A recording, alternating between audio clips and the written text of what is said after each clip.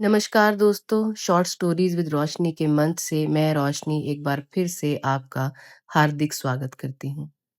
साहित्य के समुद्र से आज जो मैं आपके लिए मोती चुन के लाई हूँ, वो सही मायने में एक बहुत ही बहुमूल्य मोती है। हारुकी मुराकामी द्वारा लिखी गई कहानियों के खजाने से मैं चुनकर लाई हूँ आपके लिए जापानी कहानी कीनो का हिंदी अनुवाद। कीनो हारुकी मुराकामी की एक लघु कथा है जो उनके संग्रह मेन विदाउट वुमेन में शामिल है। ये कहानी एक रहस्यमय महिला और बार मालिक कीनो के बीच एक रात जो रिश्ता बनता है उस पर आधारित है। अकेलेपन, रहस्य और दो अजनबियों के बीच एक अजीब बंधन। तो चलिए शुरू करते हैं हमारी आज की मुलाकात। वह व्यक्ति सदैव काउंटर से सबसे दूर वाले कोने में एक निश्चित सीट पर बैठता था। निश्चय ही तब जब उस सीट पर कोई पहले से न बैठा होता, लेकिन वह सीट लगभग हमेशा ही खाली रहती थी। बार में शायद ही कभी बहुत भीड़-भाड़ होती थी और वह सीट तो सबसे कम महत्वपूर्ण और सबसे कम आरामदायक थी। उसके ऊपर स्थित सीढ़ियों के कारण वहां की छत तिरछी और नीची थी, इसलिए बिना सिर टकराए उस सीट से उठ पाना मुश्किल था। वह आदमी लंबा था, फिर भी किसी कारणवश वह उसी संकुचित संकरे स्थान को प्राथमिकता देता था। कीनो को उस व्यक्ति का उसके बार में पहली बार आना स्मरण है। उसके रूपाकार ने तत्काल ही उसे आकृष्ट किया था। नीलापन लिए घुटा हुआ चिकना सिर, दुबली पतली बनावट किंतु चौड़े कंधे, आंखों में जिज्ञासु चमक, गालों की हड्डियां थोड़ी उभरी हुई और चौड़ा माथा। वह अपनी उम्र के 30 दशक के शुरुआती वर्षों में लगता था और भूरे रंग का लंबा रेनकोट पहने था, यद्यपि उस दिन वर्षा नहीं हो रही थी। पहले पहल कीनो ने उसे एक याकूजा मान लिया और उसके साथ विशेष सावधानी बरती। मध्य अप्रैल की उस बेहद ठंडी शाम को 7:30 बजे थे और बार खाली था। उस आदमी ने काउंटर के अंतिम सिरे की सीट चुनी, अपना रेनकोट उतारा और शांत आवाज में बियर के लिए ऑर्डर दिया। फिर एक मोटी सी पुस्तक पढ़ने लगा। आधे घंटे के पश्चात बियर खत्म करके उसने अपने हाथ को 1 या 2 इंच उठाकर कीनो को बुलाने का इशारा किया और एक विस्की का ऑर्डर दिया। कौन सा ब्रांड? कीनो ने पूछा। पर उस आदमी ने कहा कि उसकी कोई विशेष पसंद नहीं थी। कोई भी साधारण सी स्कॉच डबल, बराबर मात्रा में पानी और थोड़ी सी बर्फ, यदि तुम दे सको तो। कीनो ने एक ग्लास में व्हाइट लेबल विस्की उठेली, उतना ही पानी मिलाया और बर्फ के 2 अच्छे जमे क्यूब डाले। आदमी ने एक घूंट लिया, ग्लास को ध्यान से देखा और आंखें सिकोड़ी। ये बढ़िया रहेगा। वह आधे घंटे तक और पढ़ता रहा, फिर उठा और बिल का नगद भुगतान किया। उसने ठीक ठीक फुटकर किनकर दिया ताकि उसे सिक्के न वापस लेने पड़े। जैसे ही वह द्वार से बाहर गया, कीनू ने राहत की सांस ली। किंतु उस व्यक्ति के चले जाने के पश्चात भी उसकी उपस्थिति बनी रही। काउंटर के पीछे खड़े कीनू ने यदा कदा उस सीट पर दृष्टि डाली, उसके वहां अभी भी उपस्थित होने की अपेक्षा सी करते हुए कि वह अपने हाथ को कुछ इंच उठाकर कुछ ऑर्डर करेगा। उस व्यक्ति ने नियमित रूप से कीनो के बार में आना शुरू कर दिया, हफ्ते में एक या अधिक से अधिक 2 बार। वह बिना नागा पहले बियर लेता, फिर विस्की। कभी कभार वह बोर्ड पर लगा उस दिन का मेन्यू पढ़ता और कुछ हल्का फुल्का खाने का भी ऑर्डर देता। वह आदमी मुश्किल से ही कभी कुछ कहता।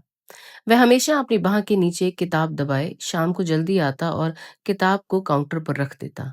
जब भी वह पढ़ते पढ़ते थक जाता, कम से कम कीनो यही अनुमान करता कि वह थक गया था। वह किताब के पन्नों पर से दृष्टि उठाता और उसके सामने शेल्फ में लगी शराब की बोतलों के लेबल पढ़ने लगता, मानो किन्हीं दूर देशों के असामान्य जानवरों के शिकार करके सुखाई गई खालों की श्रृंखला का परीक्षण कर रहा हो। यद्यपि एक बार जब कीनो उस व्यक्ति के वहां आने का अभ्यस्त हो गया, तो उस व्यक्ति के साथ कभी भी असुविधाजनक नहीं महसूस हुआ। तब भी नहीं जब मात्र वे दोनों ही वहां होते। कीनो स्वयं भी बहुत अधिक बात नहीं करता था और उसे दूसरों के आसपास मौन रहने में कठिनाई नहीं होती थी। जब वह व्यक्ति पढ़ रहा होता, कीनो वह सब करता रहता जो वह अकेले रहने पर करता था। प्लेटें धोता, सॉसेज तैयार करता, बजाने के लिए कोई रिकॉर्ड चुनता अथवा अखबार के पन्ने पलटता। कीनो उस व्यक्ति का नाम नहीं जानता था। वह बस एक नियमित ग्राहक मात्र था जो बार में आता, एक बियर और एक विस्की लेता, चुपचाप पढ़ता रहता, नकद भुगतान करता, फिर चला जाता। उसने किसी अन्य को कभी परेशान नहीं किया। कीनो को उसके बारे में और अधिक क्या जानने की आवश्यकता थी। भाग 2। वापस कॉलेज के दिनों में चलें तो कीनो मध्यम दूरी का एक उत्कृष्ट धावक था, किंतु बाद के वर्षों में उसके टखने के ऊतकों के फट जाने के कारण उसे किसी कंपनी की ट्रैक टीम में सम्मिलित होने के अपने विचार को त्याग देना पड़ा। स्नातक के पश्चात अपने कोच की संस्तुति पर उसे खेलों का सामान बनाने वाली एक कंपनी में काम मिल गया और वह वहां 17 वर्षों तक काम करता रहा। उसका काम खेलों का सामान बेचने वाले स्टोर्स को उसकी कंपनी के दौड़ने के जूतों का स्टॉक रखने और बड़े खिलाड़ियों को उनका प्रयोग करने हेतु प्रेरित करने का था। वह एक मध्यम आकार की कंपनी थी जिसका मुख्यालय ओकायामा में था और बहुत प्रसिद्ध नहीं थी। साथ ही उसके पास नाइकी और एडिडास जैसे वित्तीय शक्ति भी नहीं थी, जो दुनिया के सर्वश्रेष्ठ धावकों के साथ विशेष करार कर सकती। फिर भी वह उच्च कोटियों के खिलाड़ियों के लिए सावधानी से तैयार किए गए जूतों का उत्पादन करती थी। कई सारे खिलाड़ी उसके उत्पादों पर भरोसा करते थे। ईमानदार काम करो और उसका परिणाम मिलेगा, कंपनी के संस्थापक का नारा था, और यह शांत और कुछ कुछ काल भ्रमित सा तरीका कीनो के व्यक्तित्व को सही लगता था।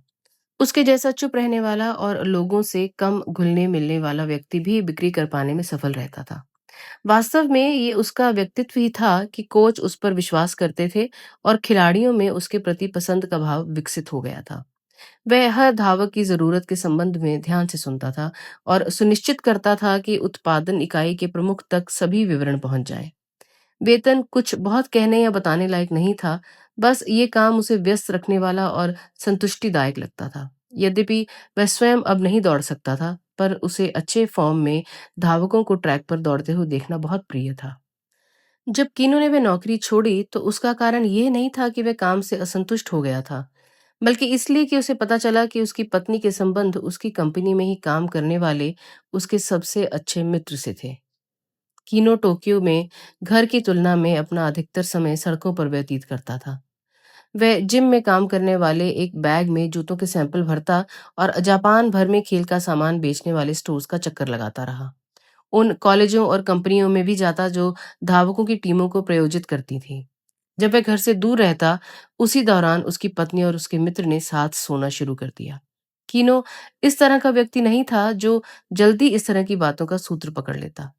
उसने सोचा उसकी शादी में सब कुछ ठीक था। उसकी पत्नी ने भी इस बात से भिन्न ना कभी कुछ कहा, ना कोई संकेत दिया। यदि एक बार वह अपनी यात्रा की समाप्ति के दिन से एक दिन पहले ही घर ना लौट आया होता, तो उसे शायद कभी पता न चलता कि क्या चल रहा था। उस दिन जब वह टोक्यो वापस पहुंचा, वह सीधे कसई में अपने आवास पर गया। उसने अपने शयन कक्ष में, जहां वह और उसकी पत्नी सोया करते थे, अपनी पत्नी को अपने मित्र के साथ नग्न और आलिंगनबद्ध पाया। तब वह 39 साल का था और उसकी पत्नी 35 की। उनके कोई बच्चे नहीं थे। कीनो ने सिर झुका लिया, शयन कक्ष का दरवाजा बंद किया, अपार्टमेंट से बाहर चला गया और फिर कभी वापस लौट कर नहीं गया। अगले दिन उसने अपना काम छोड़ दिया। कीनो की एक अविवाहित मौसी थी, उसकी माँ की बड़ी बहन। जब वह बच्चा था तभी से उसकी मौसी का व्यवहार उसके प्रति बहुत अच्छा था। उनका एक बहुत सालों पुराना पुरुष मित्र था, प्रेमी अधिक सही शब्द होगा, और उसने उन्हें बड़ी उदारता से आयोयामा में एक छोटा सा घर उपहार में दे रखा था। वे पहली मंजिल पर रहती थी और भूतल पर एक कॉफी शॉप चलाती थी। घर के सामने ही एक और छोटा सा बगीचा था और विलो का एक शानदार पेड़, जिसकी शाखाएं नीचे को झुकी हुई और पत्तियों से लदी थीं। मकान नेजू अजायब घर के पास की एक संकरी सी गली में था और ग्राहकों के आने के लिहाज से बहुत अच्छी स्थिति में नहीं था, किंतु उसकी मौसी में लोगों को आकर्षित करने का खास गुण था और उनकी कॉफी शॉप अच्छी चलती थी। जब वे 60 की हुई, उनकी पीठ में चोट लग गई और धीरे धीरे उनके लिए अकेले दुकान चला पाना कठिन होता गया।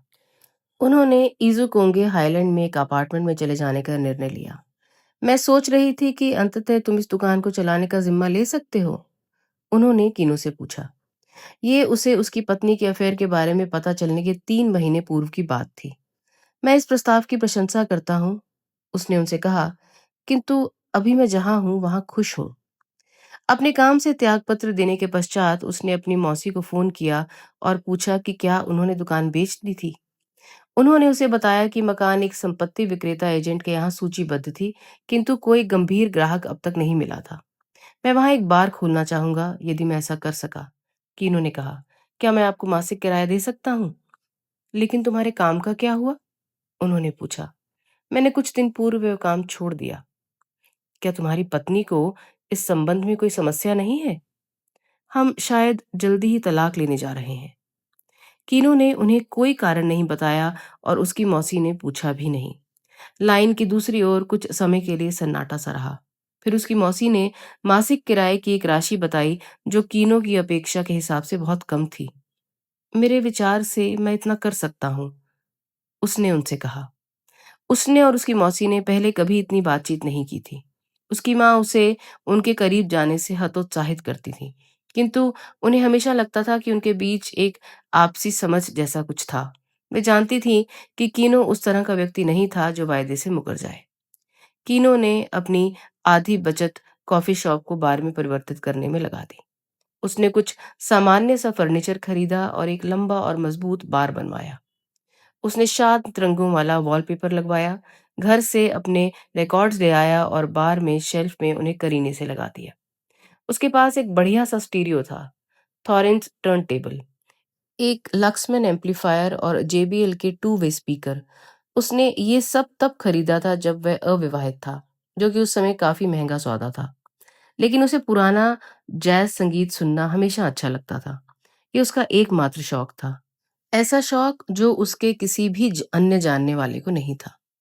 कॉलेज के समय उसने रोपिंगी की एक शराबखाने में अंशकालिक बारटेंडर के रूप में काम किया था, इसलिए वह कॉकटेल बनाना अच्छी तरह जानता था।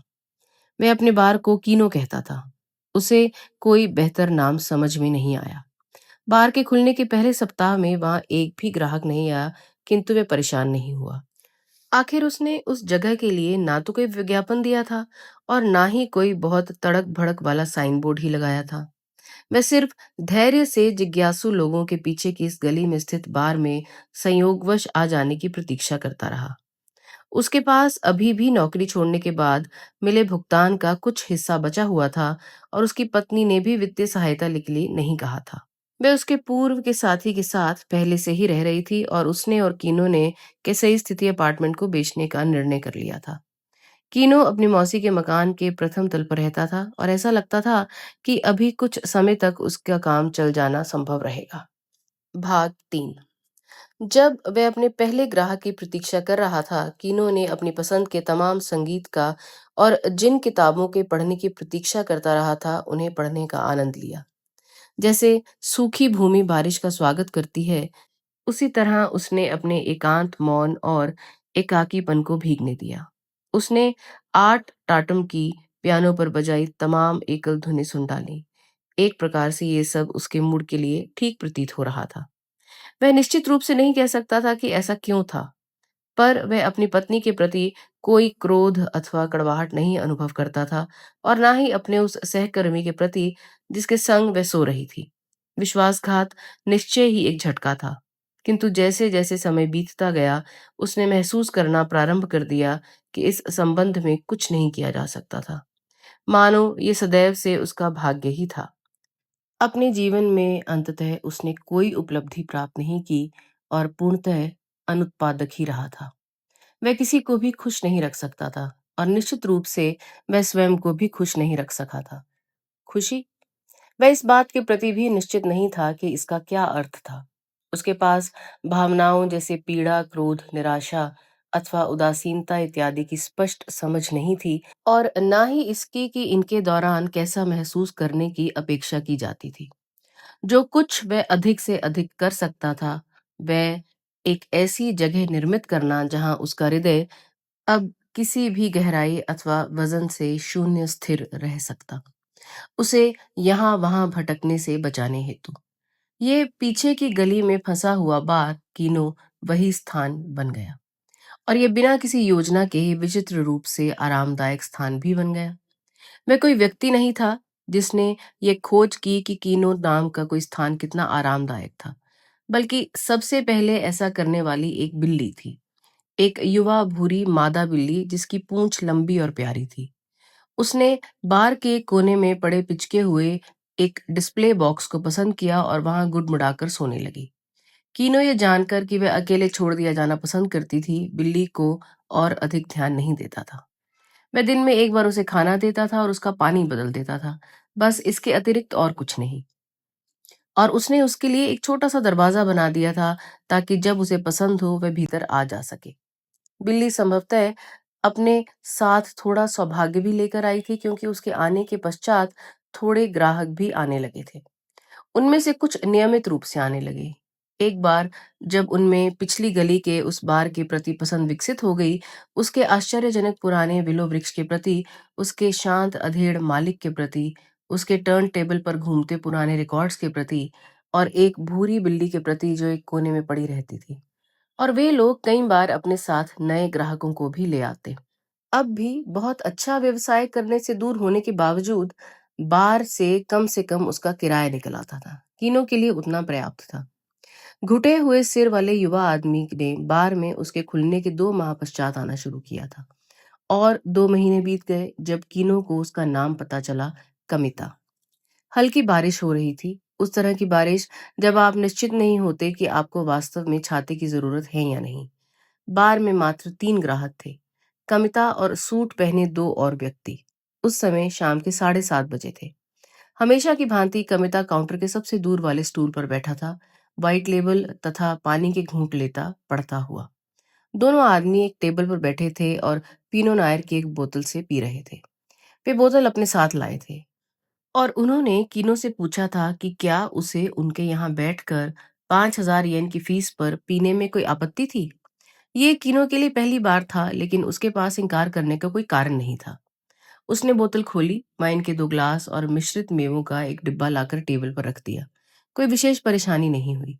दोनों व्यक्ति बहुत अधिक धूम्रपान कर रहे थे। कीनो में जो धूम्रपान से घृणा करता था, उनके प्रति स्वागत भाव कम हो गया था। कुछ खास करने को ना होने के कारण कीनो एक स्टूल पर बैठा कॉलमैन हॉकिंस के एलपी से Joshua fit the battle of Jericho सुनता रहा। उसे मेजर हॉले का बास सोलो आश्चर्यजनक लगा। प्रारंभ में वे दोनों आदमी वाइन का आनंद लेते हुए ठीक ठाक से लग रहे थे।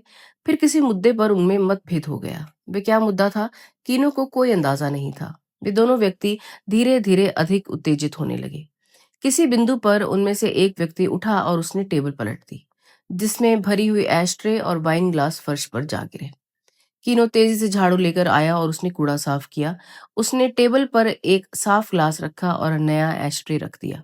कमिता, यद्यपि इस समय तक कीनो को उसका नाम जानना बाकी था, निश्चित रूप से उस आदमी के व्यवहार से अप्रसन्न था। उसके चेहरे के भाव नहीं परिवर्तित हुए, किंतु वह बाएं हाथ की उंगलियों से काउंटर पर धीरे धीरे ठक ठक करता रहा, मानो कोई पियानो वादक पियानो की कुंजियों का परीक्षण कर रहा हो। मुझे इस स्थिति पर नियंत्रण करना चाहिए, कीनो ने सोचा। वह उस आदमी के पास गया। मुझे खेद है, उसने विनम्रता से कहा, लेकिन क्या आप अपनी आवाज थोड़ा धीमी रखने की कृपा करेंगे। उनमें से एक ने आंखों में ठंडी चमक के साथ उसकी ओर देखा और टेबल से उठ खड़ा हुआ। कीनो ने अभी तक ध्यान नहीं दिया था, लेकिन वह व्यक्ति विशालकाय था। वह उतना लंबा नहीं था जितना चौड़ा उसका सीना था और बाहें बहुत बड़ी थी। उस तरह की बनावट जैसी अपेक्षा आप किसी सूमो पहलवान से करते हैं। दूसरा व्यक्ति अपेक्षाकृत काफी छोटे आकार का था, दुबला पतला, पीला और चालाकी के भाव चेहरे पर लिए हुए। उस तरह का भाव जो लोगों को उकसाने में माहिर लोगों के चेहरे पर होता है। वह भी धीरे से अपनी सीट से उठ गया और कीनो ने स्वयं को उनके सामने पाया। उन व्यक्तियों ने प्रत्यक्षतः निर्णय ले लिया था कि इस अवसर को अपने झगड़े को रोक देने और मिलकर कीनो का सामना करने में प्रयोग करना चाहिए। उनमें पूरी तरह सामंजस्य था, मानो वे गुप्त रूप से इस स्थिति के उत्पन्न होने की प्रतीक्षा कर रहे थे। तो तुम सोचते हो कि तुम सीधे टांग अड़ाकर हमारे बीच व्यवधान डाल सकते हो? दोनों में से बड़े आकार वाले व्यक्ति ने कहा। उसकी आवाज कठोर और धीमी थी। वे जो सूट पहने हुए थे, वे महंगे लग रहे थे, किंतु पास से निरीक्षण करने पर वे भद्दे और घटिया तरीके से बने हुए लगे। पूरे पक्के याकूजा नहीं, किंतु जिस तरह के काम में वे दोनों लिप्त थे, वह निश्चित रूप से सम्मानजनक नहीं था। बड़े आकार वाले आदमी के बाल क्रू कट थे, जबकि उसके साथी के ब्राउन रंग में रंगे हुए थे और पीछे ऊपर की ओर खींचकर चोटी के रूप में बंधे थे।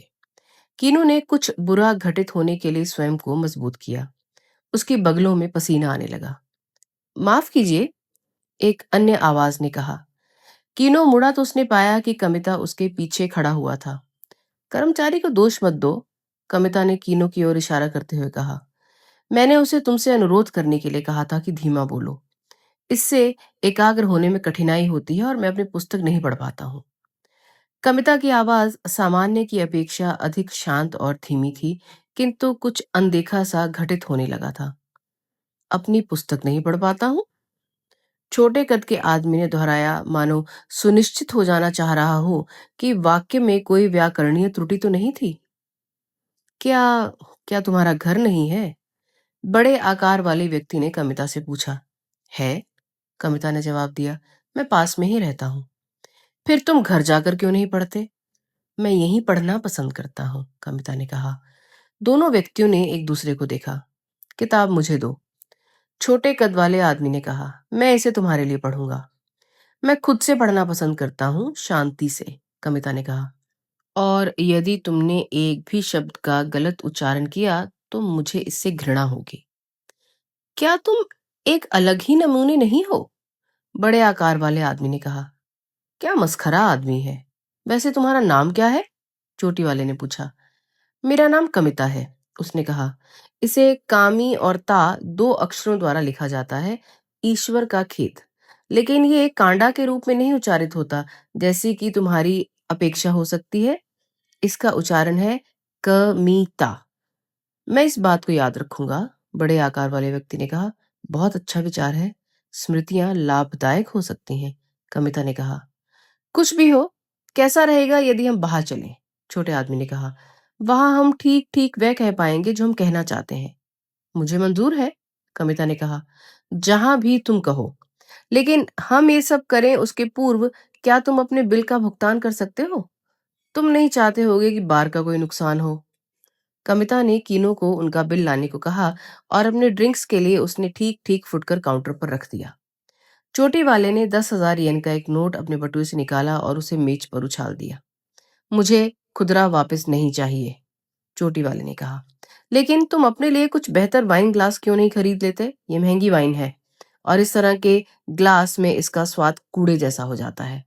क्या घटिया जगह है, बड़े आकार वाले ने नाक सिकोड़ते हुए कहा।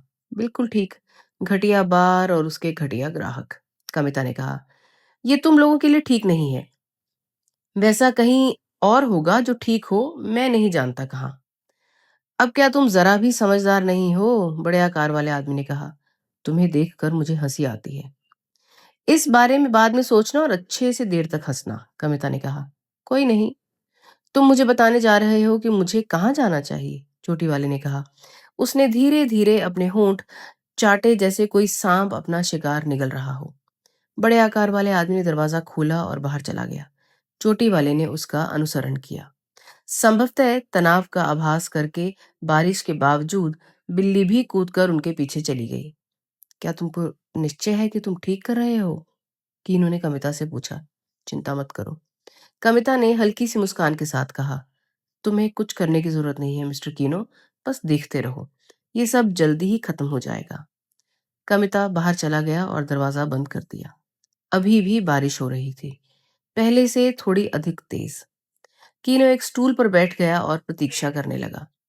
बाहर अजीब तरह की खामोशी थी और वह कोई भी आवाज नहीं सुन सका। कविता की पुस्तक काउंटर पर खुली पड़ी थी, मानो कोई अच्छा प्रशिक्षित कुत्ता अपने मालिक की प्रतीक्षा कर रहा हो। लगभग 10 मिनट पश्चात दरवाजा खुला और कविता भीतर आया, अकेला। क्या तुम मुझे एक तौलिया दे सकते हो? उसने पूछा।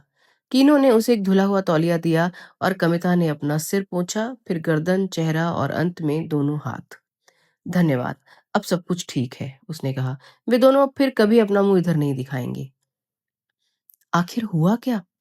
कविता ने बस अपना सिर हिलाया, मानो कहना चाह रहा हो, अच्छा है कि तुम ना ही जानो। वह अपनी सीट पर चला गया, शेष बची हुई विस्की पी और वहां से आगे पढ़ना शुरू किया जहां उसने अपनी किताब छोड़ी थी। उस सांझ बाद में कविता के चले जाने के पश्चात कीनू बाहर गया और उसने आस पड़ोस का एक चक्कर लगाया। गली सुनसान और शांत थी, किसी लड़ाई का कोई निशान नहीं, कहीं रक्त का कोई चिन्ह नहीं। वह कल्पना नहीं कर सका कि आखिर हुआ क्या था। वह बार में चला आया और दूसरे ग्राहकों की प्रतीक्षा करने लगा, लेकिन उस रात अन्य कोई ग्राहक नहीं आया। बिल्ली भी नहीं लौटी।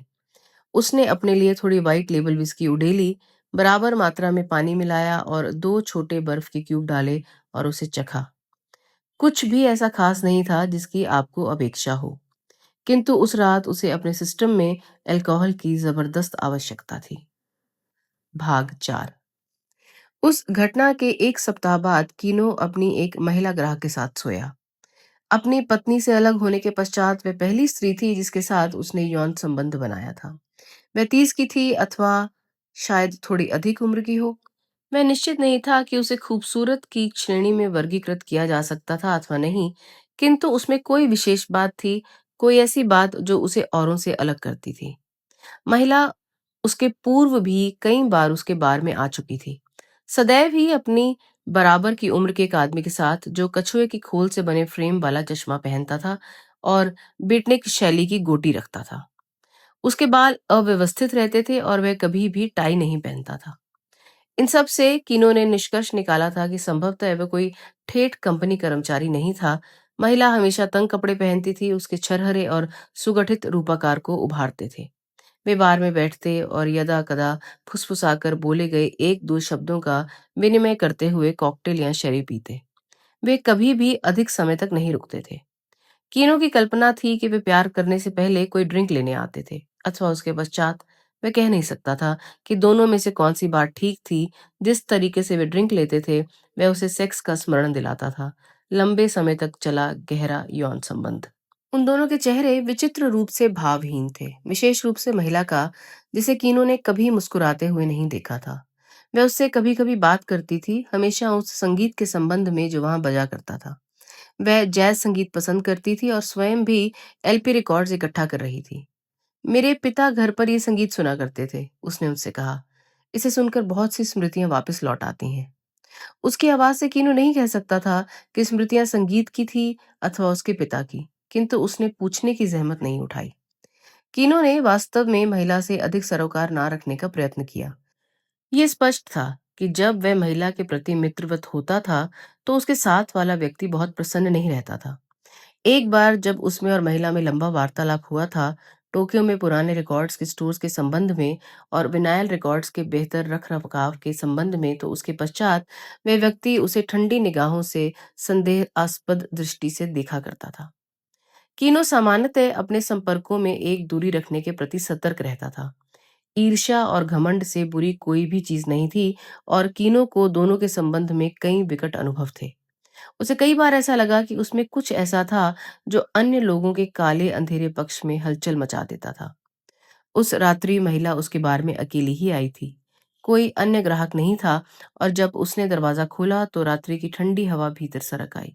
वह काउंटर पर बैठ गई, एक ब्रांडी का ऑर्डर दिया और कीनो को बिली हॉलिडे का कुछ संगीत बजाने को कहा। कुछ सचमुच में पुराना, यदि तुम ऐसा कर सको। कीनो ने टर्न टेबल पर एक कोलंबिया रिकॉर्ड रखा जिसमें जॉर्जिया ऑन माई माइंड गीत था। वे दोनों चुपचाप सुनते रहे। क्या तुम इसका दूसरा साइड भी सुनवा सकते हो? उसने गीत के खत्म होने पर पूछा और कीनो ने वैसा ही किया जैसा उसने अनुरोध किया था। वह कुछ और रिकॉर्ड सुनते हुए एरोल गार्नर का मून ग्लो, बडी डिफ्रैंको का I can not get started, धीरे धीरे अपनी तीसरी ब्रांडी पीती रही।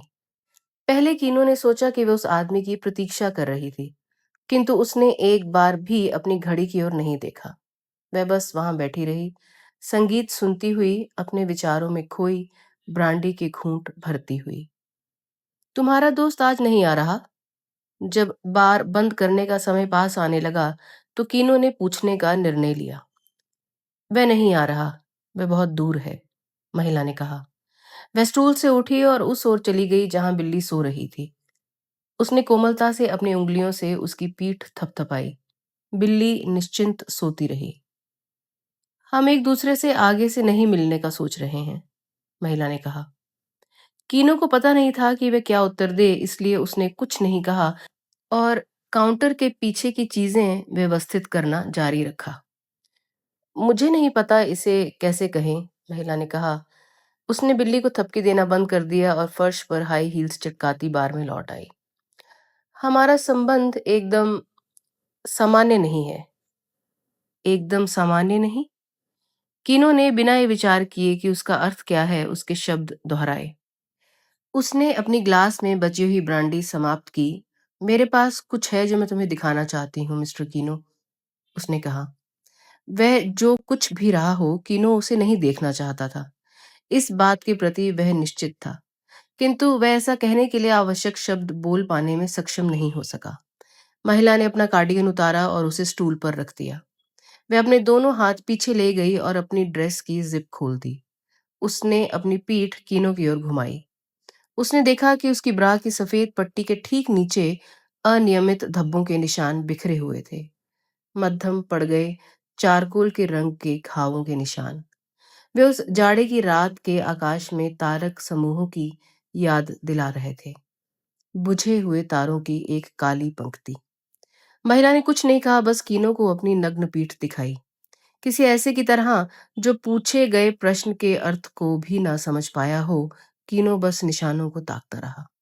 अंत में महिला ने अपनी जिप बंद की और कीनो की ओर मुड़ गई। उसने अपना कार्डिगन पहन लिया और अपने बाल ठीक किए। वे सिगरेट से जलने के निशान हैं, उसने सामान्य रूप से बताया। कीनो निशब्द रह गया, किंतु उसे कुछ कहना था। किसने तुम्हारे साथ ऐसा किया? उसने पूछा। उसकी आवाज भर्राई हुई थी। महिला ने कोई उत्तर नहीं दिया और कीनो को भान हुआ कि वह भी किसी उत्तर की आशा नहीं कर रहा था। ऐसे निशान मेरे शरीर के और जगहों पर भी हैं, अंत में उसने कहा। उसकी आवाज भाव शून्य थी। ऐसी जगह जिन्हें दिखाना थोड़ा मुश्किल है। कीनो ने शुरू से ही महसूस किया था कि महिला में साधारण से कुछ अलग था। कोई चीज उसे सहज प्रवृत्ति से चेतावनी सी दे रही थी कि उसके मामले में ना पड़े। वह मूल रूप से सावधान रहने वाला व्यक्ति था। यदि उसे सचमुच किसी औरत के साथ सोने की आवश्यकता होती तो वह हमेशा ऐसा किसी पेशेवर के साथ करता। ऐसा भी नहीं था कि वह उस महिला के प्रति आकृष्ट था, किंतु उस रात्रि वह बुरी तरह एक पुरुष चाहती थी जो उसे प्यार करे, और ऐसा लगा कि कीनो ही वह पुरुष था। उसकी आंखें गहराई विहीन थीं, पुतलियां विचित्र रूप से फैली हुई, किंतु उनमें एक निर्णायक चमक थी जो किसी तरह की वापसी बर्दाश्त नहीं करती। कीनो के पास प्रतिरोध की शक्ति नहीं थी। उसने बार को ताला लगाया और वे दोनों सीढ़ियों से ऊपर चले गए। शयन कक्ष में महिला ने शीघ्रता से अपने कपड़े उतार दिए, अपनी अंडरवियर नोच डाली और उसे वे जगह दिखाई जहां दिखाना थोड़ा मुश्किल था। कीनो पहले अपनी निगाहों को हटा लेने से नहीं रोक पाया, किंतु उन्हें फिर से उन्हें देखने के लिए वापस लाना पड़ा। वह उस पुरुष का मस्तिष्क नहीं समझ सका, ना ही समझना चाहता था जो कोई इतनी क्रूर हरकत कर सकता था, और ना ही उस स्त्री का जो स्वेच्छा ये सब बर्दाश्त करती रही थी। ये जहां कीनो रहता था वहां से कई प्रकाश वर्ष दूर किसी वीरान ग्रह का कोई हिंसक दृश्य था। महिला ने उसका हाथ पकड़ा और उसे अपने घावों के एक एक निशान का स्पर्श कराने लगी। उसने उन कलिमामय कठोर निशानों को स्पर्श किया, मानो वह किसी पेंसिल का प्रयोग करके बिंदुओं को जोड़ रहा था। वे निशान कोई आकृति बनाते से लगते थे जो किसी चीज की याद दिला रही थी उसे, लेकिन वह नहीं सोच पाया कि वह चीज क्या थी। कीनो दोपहर के ठीक पहले जागा, तब तक महिला जा चुकी थी। उसे महसूस हुआ मानो उसने बहुत वास्तविकतापूर्ण कोई स्वप्न देखा था, किंतु निश्चय ही ये स्वप्न नहीं था। महिला उसके पश्चात कई बार उस गोटी दाढ़ी वाले के साथ बार में आई। वे काउंटर पर बैठते थे, एक या दो कॉकटेल पीते हुए धीमी आवाज में बात करते थे, फिर चले जाते थे। महिला कीनो से दो चार शब्द बोलती थी, अधिकतर संगीत के संबंध में। उसका स्वर पहले जैसा ही रहता था, मानो उस रात जो कुछ उनके मध्य घटित हुआ था उसकी कोई स्मृति ना हो। फिर भी कीनो उसकी आंखों में कामना की एक चमक ढूंढ सकता था, मानो किसी खदान के कुएं की गहराई में कोई हल्की सी रोशनी की चमक हो। उसे इस बात का पूरा विश्वास था, और ये उसे हर चीज का पूरे विस्तार से स्मरण करा जाती थी। जब वह और महिला बात करते, उसके साथ का पुरुष कीनो के चेहरे के भावों और उसके व्यवहार को सावधानी से देखता रहता। कीनो ने अनुभव किया कि उस जोड़े से कोई चिपचिपी सी चीज लिपटी हुई थी, मानो ऐसा कोई गहन रहस्य था जिसे बस वे दोनों ही जानते थे। भाग 5। गर्मियों के अंत तक कीनो का तलाक का मामला निपट गया, और वह और उसकी पत्नी एक बार उसके बार में उसके खुलने के समय से पूर्व कुछ अंतिम चीजों को सुलझाने के लिए मिले। कानूनी मामले शीघ्रता से निपट गए और उन दोनों ने आवश्यक कागजातों पर हस्ताक्षर कर दिए। कीनो की पत्नी एक नई नीली ड्रेस पहने हुए थी। उसके बाल छोटे कटे हुए थे। वह, जैसा उसने पहले कभी नहीं देखा था, उसके मुकाबले अधिक स्वस्थ और प्रसन्न दिख रही थी। उसने निस्संदेह एक नया और अधिक संतुष्टिदायक जीवन शुरू कर दिया था। उसने बार में चारों ओर एक नजर डाली। क्या शानदार जगह है, उसने कहा। शोर रहित, साफ सुथरी और शांत, बिल्कुल तुम्हारी तरह। कुछ क्षणों तक मौन छाया रहा।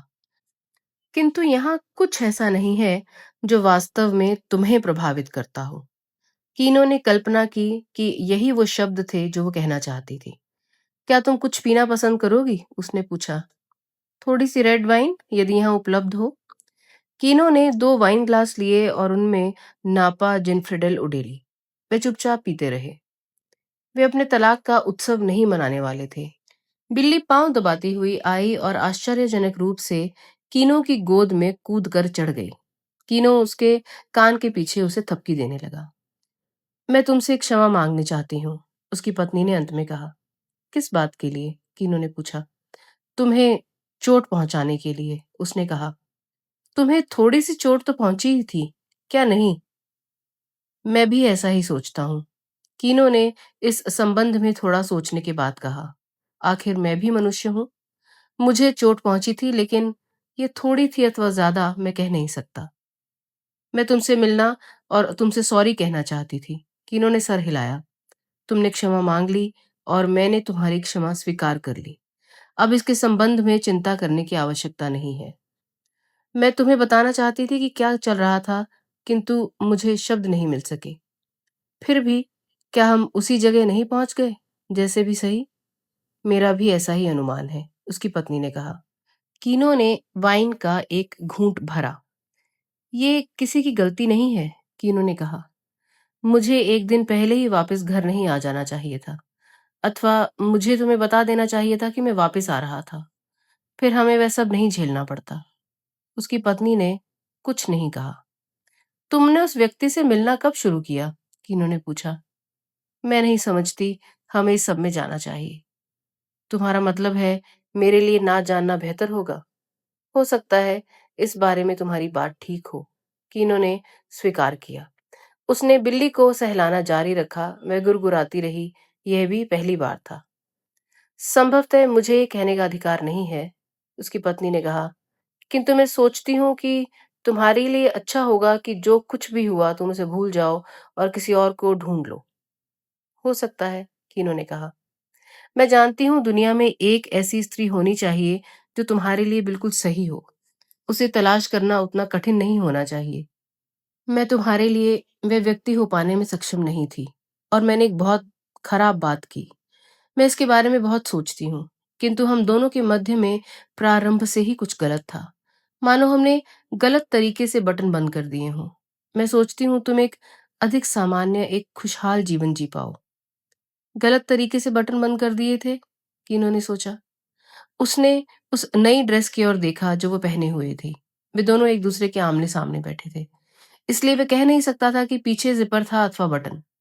किंतु वह ये सोचे बिना नहीं रह सका कि यदि वह उसके कपड़ों का जिपर या बटन खोल दे तो उसे क्या दिखेगा।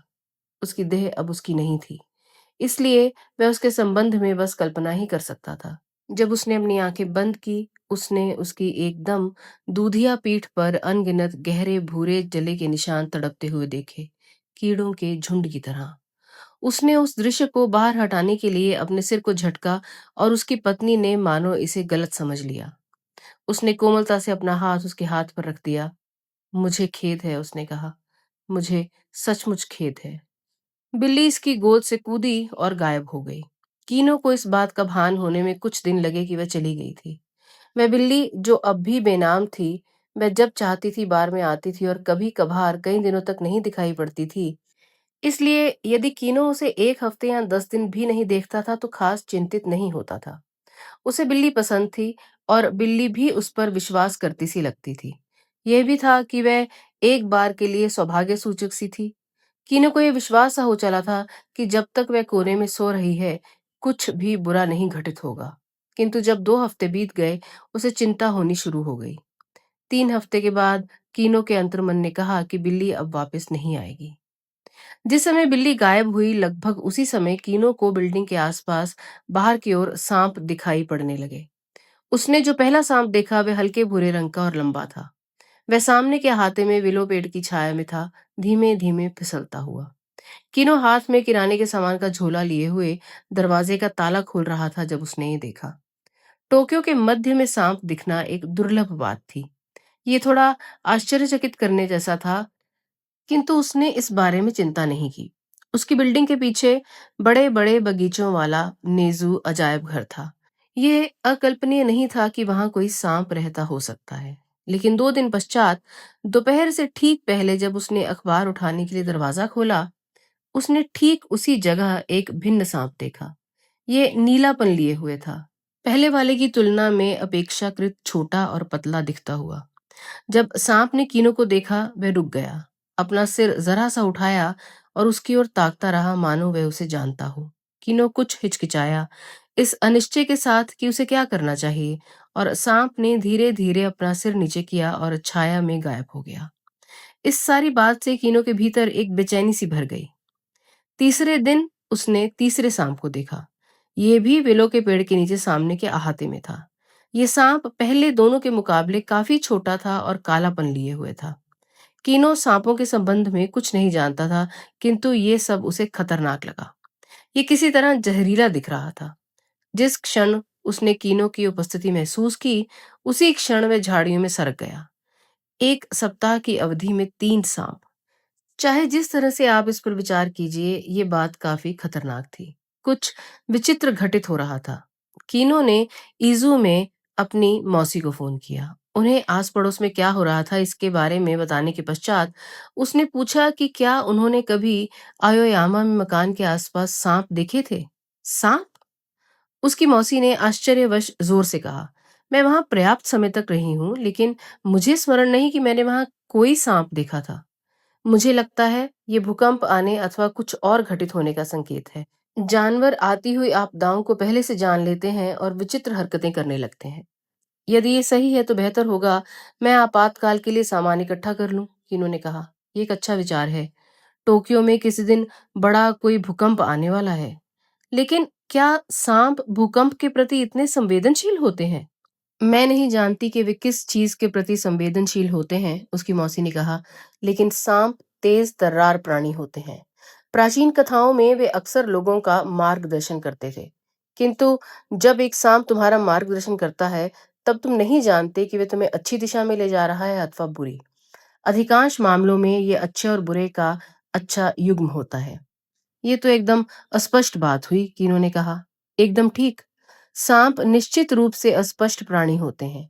इन कथाओं में सबसे बड़ा और सबसे तेज तर्रार सांप अपना हृदय अपनी देह के बाहर कहीं और रखता है, ताकि वह मारा ना जा सके। यदि कोई उस सांप को मारना चाहता तो उसे उसके छिपने की जगह पर तब जाना होता था जब वहां वह ना हो। उसके धड़कते हुए हृदय को ढूंढना होता था और 2 टुकड़ों में काट देना होता था। निश्चित रूप से ये सब आसान काम तो नहीं था। उसकी मौसी इतना सब कुछ कैसे जानती थी? पिछले दिनों मैं एनएचके पर एक प्रोग्राम देख रही थी जिसमें दुनिया भर की किंवदंतियों की तुलना की गई थी, उन्होंने स्पष्ट किया। और किसी विश्वविद्यालय के कोई प्रोफेसर इस संबंध में बात कर रहे थे। टीवी बहुत उपयोगी हो सकता है। जब तुम्हारे पास समय हो, तुम्हें और अधिक टीवी देखना चाहिए। कीनो ने महसूस करना शुरू कर दिया कि मानो मकान सांपों से घिरा हुआ था। वह उनकी मौन उपस्थिति महसूस करता था। आधी रात को जब उसने बार बंद किया तो पड़ोस एकदम गतिहीन था, यदा कदा सायरन की आवाजों को छोड़कर एकदम ध्वनि रहित। इतना शांत कि वह किसी सांप के चलने की आवाज महसूस कर सकता था। उसने एक लकड़ी की पट्टी ली और कीलें ठोक कर उस दरवाजे को बंद कर दिया जो उसने बिल्ली के लिए बनाया था, ताकि कोई सांप मकान के भीतर ना घुस सके। भाग 6। एक रात 10 बजने से कुछ समय पहले कमिता प्रकट हुआ। उसने बियर की और उसके पश्चात पहले की तरह एक डबल व्हाइट लेबल और पत्ता गोभी से बनी एक डिश खाई। उसका इतनी देर से आना असामान्य बात थी और इतनी देर तक रुके रहना भी। बीच बीच में वह पढ़ने से आंख उठाकर अपने सामने की दीवार पर देखने लगता था, मानो किसी बात पर गहन विचार कर रहा हो। जब बार बंद करने का समय आया, वह वहीं बना रहा जब तक कि वह आखिरी ग्राहक ना हो गया हो। मिस्टर कीनो, कमिता ने अपने बिल का भुगतान कर देने के पश्चात थोड़ी औपचारिकता से कहा, मुझे ये बहुत दुखद लग रहा है कि बात यहाँ तक पहुंच गई। बात यहाँ तक पहुंच गई? कीनो ने दोहराया। कि तुम्हें अपना बार बंद करना पड़ रहा हो, चाहे अस्थायी रूप से ही सही। कीनो ने कमिता की ओर ये ना जानते हुए देखा कि उसे किस तरह का जवाब देना था। बार बंद करना है? कमिता ने वीरान पड़े बार पर एक नजर डाली, फिर कीनो की ओर मुड़ा। जो मैं कह रहा हूं उसे तुम ठीक से समझ नहीं पाए। क्यों? मैं नहीं समझता कि मेरी समझ में कुछ आया है। मैं सचमुच इस बार को बहुत पसंद करता था, कमिता ने कहा, जैसे उसे कोई राज की बात बता रहा हो। यहाँ शांति थी, इसलिए मैं पढ़ सकता था और मुझे भी संगीत अच्छा लगता था। मैं बहुत खुश हुआ था जब तुमने ये बार खोला, लेकिन दुर्भाग्य से कुछ चीजों की कमी रह गई थी। कमी? कीनो ने कहा। उसको कोई अंदाजा नहीं था कि इसका क्या अर्थ हो सकता था। जो कुछ भी वह सोच रहा था, बस चाय के कप में किनारे का एक टूटा हुआ टुकड़ा। भूरी बिल्ली वापस नहीं आएगी, कविता ने कहा, हाल फिलहाल के लिए कम से कम। क्योंकि इस स्थान में किसी चीज की कमी है? कमिता ने जवाब नहीं दिया। कीनो ने कमिता की दृष्टि का अनुगमन किया और बार के चारों ओर ध्यान से देखा, किंतु कुछ भी सामान्य से अलग नहीं दिखाई पड़ा। यद्यपि उसने महसूस किया कि वह जगह पूर्व के मुकाबले कुछ खाली महसूस हो रही थी, जीवंतता और रंगों की कमी के साथ, बस रात्रि के लिए बंद जैसी सामान्य अनुभूति से कुछ परे। कमिता ने कहा, मिस्टर कीनो, तुम उस तरह के व्यक्ति नहीं हो जो जानबूझकर कुछ गलत करे। मैं ये बात अच्छी तरह जानता हूँ। लेकिन इस दुनिया में ऐसा भी समय आता है जब मात्र गलत कामना करना ही पर्याप्त नहीं होता। कुछ लोग उस रिक्त स्थान को एक प्रकार की कमी मान लेते हैं। तुम समझे मैं तुमसे क्या कह रहा हूँ? कीनो की समझ में कुछ नहीं आया। इस पर ध्यान से विचार करो, कमिता ने सीधे कीनो की आंखों में झांकते हुए कहा। यह बहुत महत्वपूर्ण प्रश्न है, गहन विचार योग्य, यद्यपि उत्तर इतनी आसानी से नहीं आ सकता।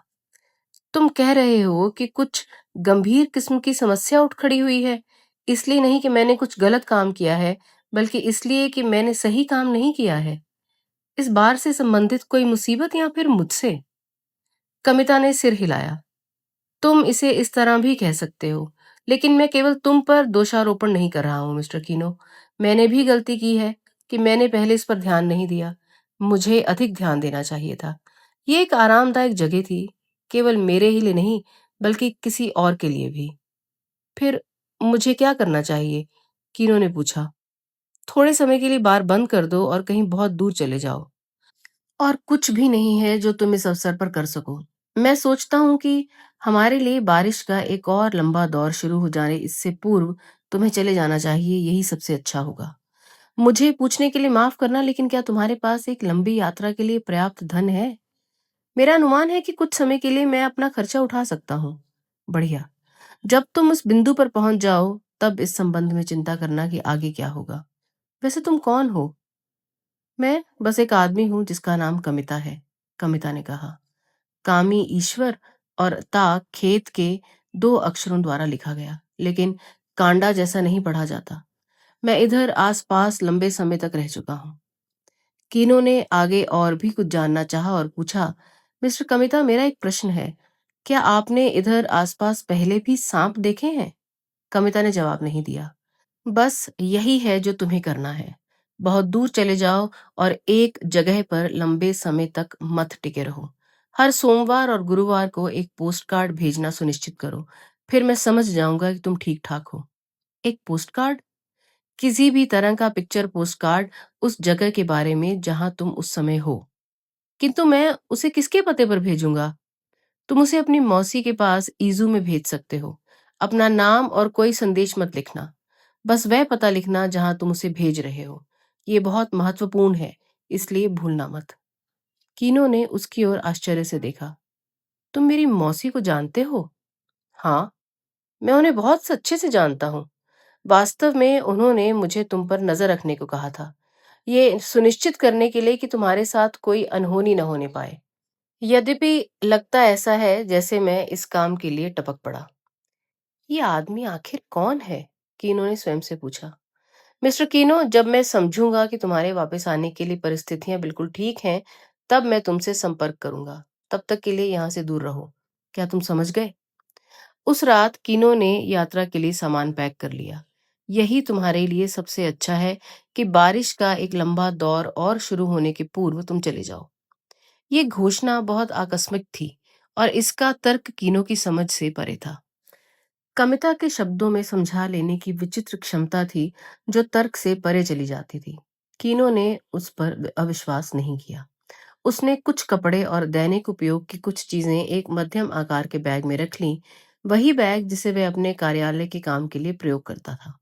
जैसे ही सुबह आई, उसने बार के सामने के दरवाजे पर एक नोटिस लगाया, क्षमा प्रार्थना, बार अभी कुछ समय के लिए बंद रहेगा। बहुत दूर कविता ने उससे यही कहा था, लेकिन वास्तव में उसे कहाँ जाना चाहिए, ये बात उसके विचार में नहीं आ रही थी। क्या उसे उत्तर की ओर जाना चाहिए अथवा दक्षिण? उसने निर्णय लिया कि वह उसी रास्ते पर एक बार फिर जाने से शुरुआत करेगा, जहां तब वह जाया करता था जब वह दौड़ने वाले जूते बेचा करता था। वह एक हाईवे एक्सप्रेस बस पर बैठ गया और ताकामात्सु चला गया। वह एक चक्कर शिकोकू का लगाएगा, फिर क्यूशु की ओर चला जाएगा। वह ताकामात्सु स्टेशन के पास के एक बिजनेस होटल में रुक गया और वहां 3 दिन रहा। वह शहर में इधर उधर भटकता रहा और कुछ फिल्में देखने गया। सिनेमा दिन के समय खाली पड़े थे और फिल्में बिना अपवाद दिमाग सुन्न कर देने वाली थी। जब अंधेरा हो जाता, वह अपने कमरे में लौट आता और टीवी चालू कर देता। उसने अपनी मौसी की सलाह पर अमल किया और शैक्षणिक कार्यक्रम देखता रहा, लेकिन उनमें से कोई लाभप्रद सूचना नहीं मिली। ताकामात्सु में दूसरा दिन गुरुवार था, इसलिए उसने एक स्टोर से एक पोस्टकार्ड खरीदा, टिकट चिपकाया और उसे अपनी मौसी के पते पर भेज दिया। जैसा कि कमिता ने उसे निर्देश दिया था, उसने उस पर केवल उनका नाम और पता लिखा। इस पर सावधानी से सोचो, कमिता ने कहा था। यह एक बहुत महत्वपूर्ण प्रश्न है जिस पर गंभीरता से विचार की आवश्यकता है। लेकिन चाहे कितनी गंभीरता से कीनो ने विचार किया, मैं नहीं समझ सका कि समस्या क्या थी। कुछ दिनों बाद कीनो क्यूशु में कामामोतो स्टेशन के पास एक सस्ते बिजनेस होटल में ठहरा हुआ था। नीची छत, संकरा बिस्तर, छोटा सा टीवी, बहुत काम चलाऊ बाथरूम, छोटा सा घटिया फ्रिज। उसने किसी विशालकाय जीव के किसी संकरी जगह में फंसे होने जैसा कुछ अजीब महसूस किया। फिर भी पास के एक जनरल स्टोर तक जाने के अतिरिक्त वह पूरे दिन होटल के कमरे में ही बना रहता। स्टोर से वह विस्की की एक बॉटल, मिनरल वाटर और कुछ क्रैकर्स खरीद लाया था। वह बिस्तर पर लेटा हुआ था, कुछ पढ़ रहा था। जब पढ़ने से थक जाता, टेलीविजन देखने लगता। जब टेलीविजन देखने से थक जाता, पढ़ने लगता। कमामोतो में ये उसका तीसरा दिन था।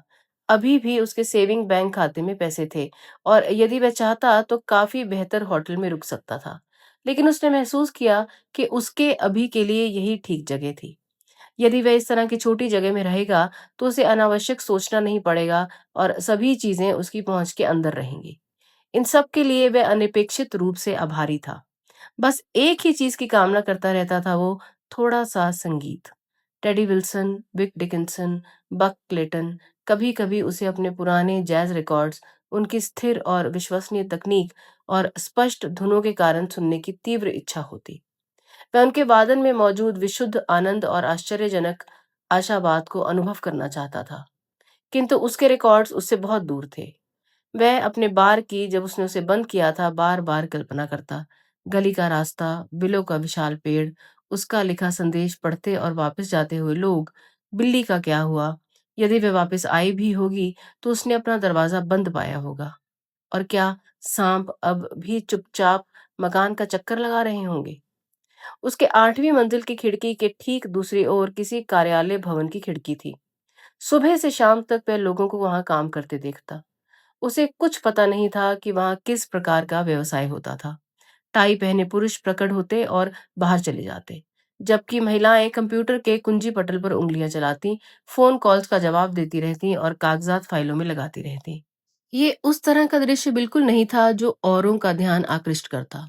वहां काम करने वालों के कपड़े और रूपाकार भी साधारण ही थे। कीनो एक साधारण से कारण से उन्हें घंटों देखा करता। क्योंकि उसके पास करने को और कुछ था भी नहीं।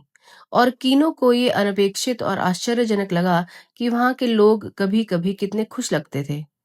उनमें से कुछ कभी कभार जोर से हंसने लगते। क्यों? ऐसे बिना ग्लैमर के कार्यालय में पूरे दिन काम करना, ऐसे काम करना, कम से कम कीनो की आंखों को ऐसा ही लगा, जो पूरी तरह उत्साहहीन था। वे किस प्रकार उसे कर पाते थे और फिर भी प्रसन्न अनुभव करते थे? क्या वहां कोई रहस्य छुपा था जो वे समझ नहीं सका? ये उसका फिर से किसी अन्य जगह जाने का समय था। एक ही समय पर लंबे समय तक मत रहना, कमिता ने उससे कहा था। फिर भी किसी कारण से कीनो कमामोतो के इस संकरे से होटल को नहीं छोड़ सका। वह किसी और ऐसी जगह के बारे में नहीं सोच सका जहां मैं जाना चाहता हूँ। दुनिया एक विशाल समुद्र थी जिसमें कोई पहचान चिन्ह नहीं थे। कीनो एक छोटी नाव था जिसने अपना मानचित्र और लंगर खो दिया था।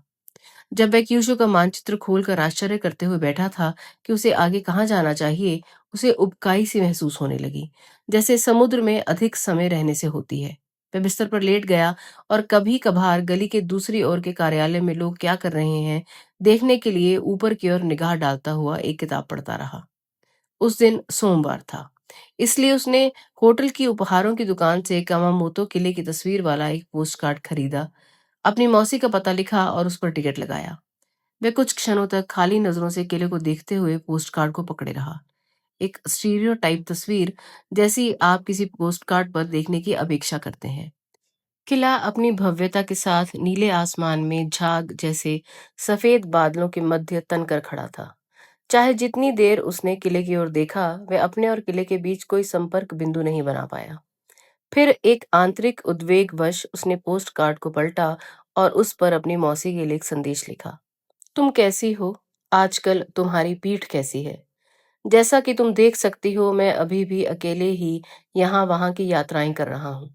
कभी कभी मुझे महसूस होता है जैसे मैं अर्धपारदर्शी हूँ, मानो कोई मेरे आंतरिक अंगों के आर पार देख सकता है, ताजा ताजा पकड़ी गई स्क्विड मछली की तरह। इस बात के अतिरिक्त मैं एकदम बढ़िया हूँ। मैं जल्दी ही मिलने की आशा करता हूँ, कीनो। कीनो निश्चित नहीं था कि वह किस चीज ने उसे वह सब लिखने के लिए प्रेरित किया। कमिता ने इस संबंध में सख्ती से उसे मना किया था, लेकिन कीनो स्वयं पर नियंत्रण नहीं रख सका।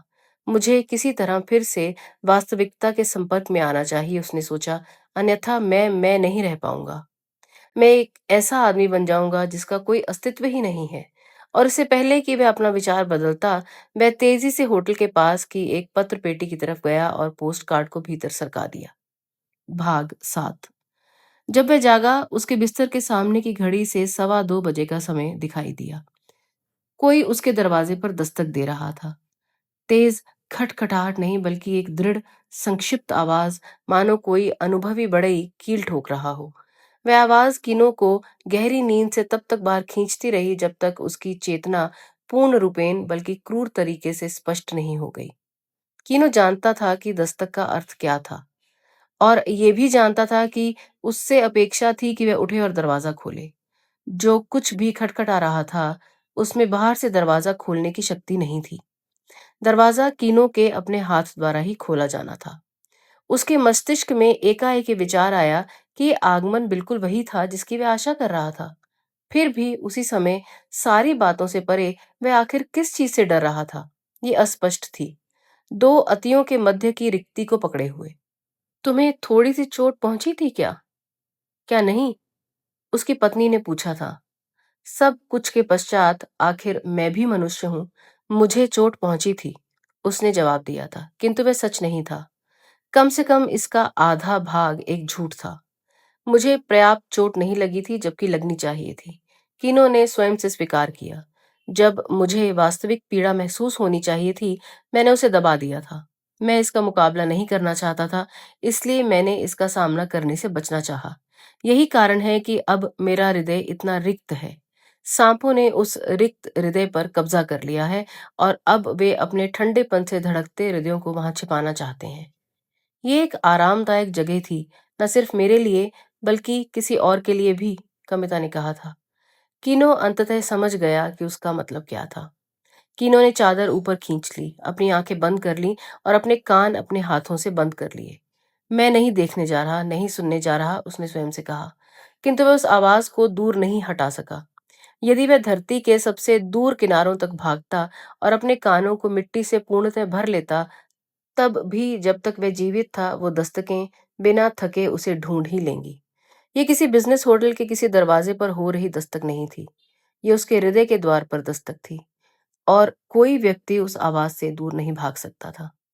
वह निश्चित नहीं था कि कितना समय बीता होगा, किंतु उसे भान हो गया कि दस्तक बंद हो चुकी थी। कमरा इस तरह उजाड़ था जैसे चंद्रमा का दूर वाला पाश। फिर भी कीनो चादर के नीचे ही पड़ा रहा। उसे सावधान रहना था।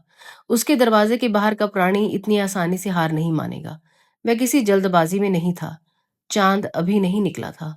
मात्र मलान रंगत वाले तारामंडल आकाश में टिमटिमा रहे थे। ये संसार कुछ अधिक ही समय के लिए उन प्राणियों का था। उनके बहुत से भिन्न तरीके थे। वे जो चाहते थे उसे किसी भी तरीके से प्राप्त कर सकते थे। अंधेरे की जड़ें धरती के नीचे हर कहीं फैल सकती थीं। धैर्य से समय लेकर कमजोर बिंदुओं को तलाशती हुई वे सबसे ठोस चट्टानों को भी तोड़कर अलग कर सकती थी। अंत में, जैसे कि कीनो को अपेक्षा थी, दस्तक एक बार फिर से शुरू हो गई, किंतु इस बार वे अन्य दिशा से आई, पूर्व के मुकाबले बहुत पास से। जो कोई भी दस्तक दे रहा था, उसके बिस्तर के बगल की खिड़की के ठीक बाहर था। बिल्डिंग की एकदम खड़ी दीवार से लटका 8 मंजिल ऊपर वर्षा से भीगे शीशे पर ठक ठक दस्तक देते हुए। दस्तक की गति पहले जैसी ही थी। 2 बार फिर 2 बार, लगातार बिना रुके, भावनावश धड़कते किसी हृदय की ध्वनि की भांति। पर्दा खुला हुआ था। सो जाने से पूर्व वह वर्षा की बूंदों से शीशे पर बनती पैटर्न्स को देख रहा था। किनो कल्पना कर सकता था कि यदि वह अपना सिर चादर से बाहर निकालेगा तो अब क्या दिखेगा। नहीं, वह इसकी कल्पना नहीं कर सकता। उसे किसी चीज की कल्पना करने की क्षमता को बुझा देना था। मुझे उस चीज की ओर नहीं देखना चाहिए, उसने स्वयं से कहा। चाहे ये कितना भी रिक्त क्यों ना हो, ये अब भी मेरा हृदय है। अब भी इसमें कुछ मानवीय ऊष्मा शेष है। स्मृतियां समुद्री घास की भांति समुद्र तट के पत्थरों को ढके हुए शब्दहीन रूप से ज्वार की प्रतीक्षा करती हुई। भावनाएं जिन्हें यदि काटा जाए तो वे रक्तस्राव करेंगी। मैं उन्हें यूं ही अपनी समझ से परे कहीं भटकने नहीं दे सकता। स्मृतियां लाभदायक हो सकती हैं, कविता ने कहा था। कीनो को एक आकस्मिक विचार आया कि कविता किसी न किसी प्रकार से उसके मकान के सामने वाले विलो के पुराने पेड़ से संबंधित था। वह ठीक ठीक नहीं समझ सका कि ये बात किस प्रकार अर्थवान थी, किंतु जब एक बार इस विचार ने उस पर कब्जा जमा लिया तो चीजें स्पष्ट होने लगीं। कीनो ने वृक्ष के विभिन्न अंगों का चित्रण किया। हरे रंग से ढका हुआ, नीचे की ओर अत्यधिक झुका, लगभग जमीन तक। उससे ग्रीष्म में अहाते में छाया रहती थी। वर्षा के दिनों में स्वर्णिम बूंदें उनकी कोमल शाखाओं पर चमकती थीं। हवाओं वाले दिनों में वे अशांत हृदय की भांति हिलती रहती और नन्हे पक्षी उनके ऊपर से उड़ा करते एक दूसरे पर चीखते हुए फिर उसकी पतली कोमल शाखाओं पर आहिस्ते से उतर आते, बस पुनः उड़ जाने के लिए। चादर के नीचे कीनो कीड़े की भांति सिकुड़ गया, आंखें बंद की और वीलों के वृक्ष के संबंध में सोचने लगा। एक के बाद एक उसने उसके गुणों का चित्रण किया, उसका रंग और आकार और गति, और उसने भोर होने हेतु प्रार्थना की। वह बस इसी तरह धीरज के साथ प्रतीक्षा ही कर सकता था जब तक कि बाहर प्रकाश न फैल जाता और पक्षी जाग कर दिन की शुरुआत न करते। वह बस चिड़ियों पर विश्वास कर सकता था, सभी चिड़ियों पर, उनके पंखों और चोंचों सहित। तब तक वह अपने हृदय को रिक्त नहीं होने दे सकता। वह शून्य, इसके द्वारा सृजित रिक्ति उन्हें भीतर खींच लेगी। जब विलो का वृक्ष पर्याप्त नहीं रहा, कीनो ने छरहरी भूरी बिल्ली के बारे में और भुनी हुई समुद्री घास के प्रति उसकी पसंद के बारे में सोचा। उसने काउंटर पर बैठे किसी किताब में खोए कविता का स्मरण किया। युवा धावक ट्रैक पर बार बार अपना कठोर अभ्यास दोहराते हुए, बेन वेबस्टर का प्यारा सा एकल गीत माय रोमांस। उसने अपनी पत्नी का स्मरण किया, उसकी नई नीली ड्रेस में, जब उसके बाल छोटे कटे हुए थे। उसने आशा की कि वह अपने नए घर में स्वस्थ और सुखी जीवन जी रही थी। अपनी देह पर बिना किसी निशान के उसने आशा की। उसने बिल्कुल मेरे सामने ही क्षमा मांगी थी और मैंने उसे स्वीकार किया था, उसने सोचा। मुझे केवल भूल जाना ही नहीं बल्कि क्षमा करना भी सीखने की आवश्यकता है। किंतु समय की गति सही तरीके से व्यवस्थित नहीं प्रतीत हो रही थी। कामनाओं का मारक बोझ और पश्चाताप के जंग खाए लंगर इसके सामान्य प्रवाह को बाधित कर रहे थे। निरंतर वर्षा, घड़ी की संभ्रमित सुइयां, अभी भी गहरी नींद में सोए पड़े पक्षी, चुपचाप पोस्ट कार्ड छांटता हुआ एक चेहरा विहीन डाक कर्मचारी, जिद्दी तरीके से खिड़की पर दस्तक देती हुई कोई चीज, मानो ये निमित्त ध्वनि उसे एक उत्तेजक भूल भुलैया की ओर ललचा रही हो। ठक ठक, ठक ठक, फिर एक बार और ठक ठक। दूर मत देखो, ठीक इसी को देखो, कोई उसके कान में फुसफुसाया। तुम्हारा हृदय ऐसा ही दिखता है। शुरुआती ग्रीष्म की हवाओं में विलो की शाखाएं हिल रही थीं। एक छोटे अंधेरे कमरे में कहीं किसी जगह कीनों के भीतर एक ऊष्म हाथ उसके लिए आगे बढ़ रहा था। आंखें बंद किए उसने उसे अपने हाथ पर महसूस किया, कोमल और दृढ़। वह इसे भूल चुका था, इससे अलग रहता था बहुत लंबे समय से। हाँ, मुझे चोट पहुंची है, बहुत बहुत गहरे तक, उसने ये स्वयं से कहा और वह रोने लगा। पूरे समय बारिश ने दुनिया को कड़ाके की ठंड में तरबतर भिगोते हुए हार नहीं मानी। दोस्तों, यहाँ खत्म होती है हमारी ये कहानी। एक ऐसी कहानी जो अकेलेपन, दर्द और आत्म खोज की जटिलताओं का पता लगाती है। कीनो एक बहुत शक्तिशाली कहानी है जो अकेलेपन और अति यथार्थवादी होने का सबूत देती है। कीनो एहसास करता है कि वह अपने दिल की धड़कन को ही सुन रहा है और वह स्वीकार करता है कि उसे चोट लगी है, और कहानी के अंत में वह जोर जोर से रोने लगता है। तो ये है अकेलेपन की सजा, जो आज के मॉडर्न वर्ल्ड का एक अभिन्न हिस्सा बन गई है। आज की हमारी मुलाकात को अब यहीं समाप्त करते हैं। आशा करती हूँ कि आपको ये कहानी पसंद आए। मैं हूँ आपकी दोस्त रोशनी और आप सुन रहे हैं शॉर्ट स्टोरीज विद रोशनी।